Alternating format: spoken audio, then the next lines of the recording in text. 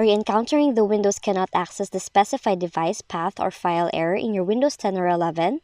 Then in this video, check out some of the troubleshooting steps you can take. First up, running it as an administrator will be your best bet. So do it by right-clicking on the application you want to run, and from the context menu, select Run as Administrator. Next up, disable potentially unwanted application blocking.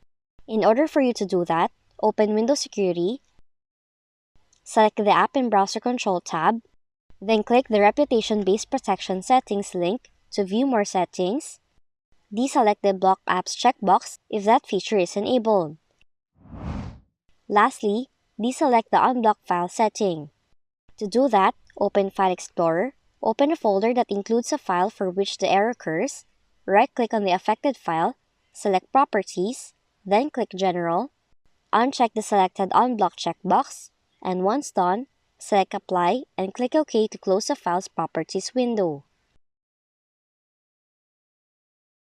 So that's how to fix the following error in your Windows computer.